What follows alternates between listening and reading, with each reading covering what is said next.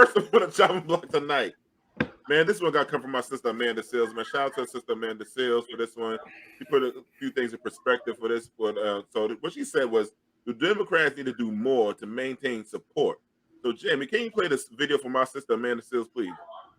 The Democratic Party is it's spineless. It's like they don't really have any flavor. You have something that is so mediocre and bland. It's like unsalted soup. You ever had unsalted soup? It's horrible. They expect people to get behind them simply because they're not Republicans. Just not being Republicans is not enough. You should have something that is antithetical to the powerfulness of their hate. And you don't. I hate when people say like, oh, Amanda, you're a Democrat. No, I'm not.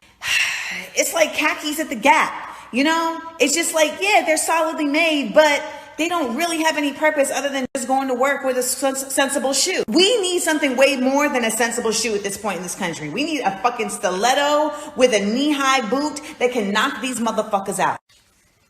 And I'm not running for office, so who the fuck is it gonna be?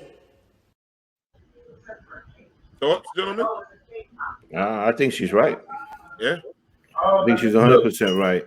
I think that I always said this. We've had conversations with you guys. I said the Democratic Party is definitely the weaker of the two parties, you know.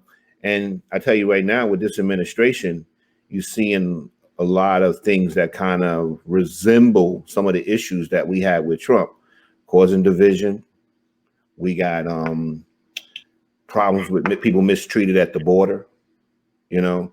I mean, they're starting to look a little like the promises not kept. Promises not kept. The fact that his name is politics. I think the difference is what she's talking about is whatever, just go hard.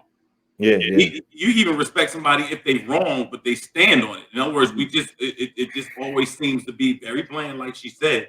And so one thing you could say with that last administration, they just went unapologetic about everything. Correct. They just did what they wanted to do. You know what I'm saying? You look at Lindsey Graham and them doing like, that's right. You know, we changed the rules midstream, appoint a Supreme Court justice. We'll change the opposition. That's just what it is. Correct. So you have to go for yours. And that's true.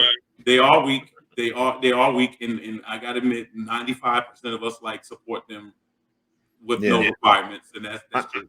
I kind of feel after this administration, I think a lot of minorities, they're going to lose a lot of minorities this time. I think that this is going to be the blow that's going to take a lot of minority voters out for them. I really do. I believe it. I didn't believe that in the beginning, but now with what I'm seeing going on, I believe it now. Because it's very simple to me. What happened was when Trump came into office, you were supposed to have a young budding star that you was preparing. Mm-hmm. They got to the end of his administration and still didn't have nobody to run. Mm-hmm. And that's what I'm saying. In other words, you need that person that you're grooming to come. And it's the same thing with the mayor of New York. I think you just need somebody to jump in the race that can be creative, innovative, or something like that. Amanda Seals says she's not running for office. She should. Mm-hmm. I mean, run for something. In other words, sometimes you got to become what you're asking for. They're drinking from the same well, man. They're all drinking from the same well, man. You know, right. So I mean, there's no difference. Like there's, like I said, two sides of the same coin. There's no difference at this point, man. So to me, anyway. So ideally there should be a third party that should come to prominence, but we've been talking about that for a long, long time. So, but we're burying the lead. We're burying the lead. The lead is this works for people. When it comes to politics, the status quo is very profitable. Mm-hmm. It is. Yeah. Both sides get paid. Both parts of the government get paid. They both have lifetime pensions and all these things. They get paid from the same sources. They're both selling bullshit.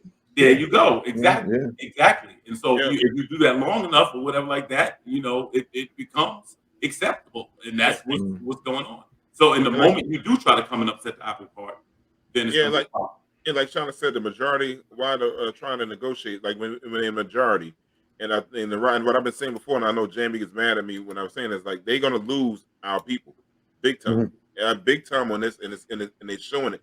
People are already like this, like when you said, like kind of feeling like it's about Biden from the beginning.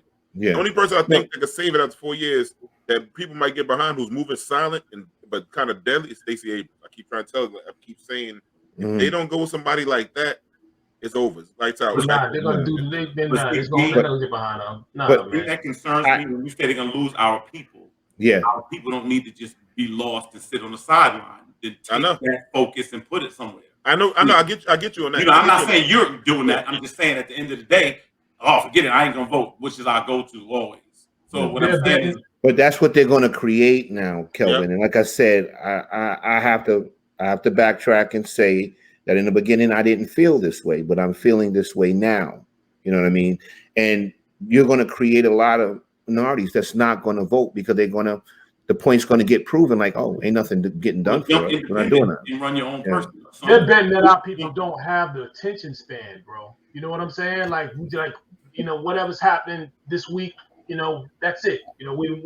We forget, man. We get off code way too fast. Right, but what I'm saying is you just started the show by saying your son, another generation, got called the N-word. We can't afford to lose our attention span because somebody always gonna wake us up with that word and everything else. And so that's why we've got to get somebody that can come in. And I mean, that's why we always talk about the issue of leadership. We need it, but we just don't have it.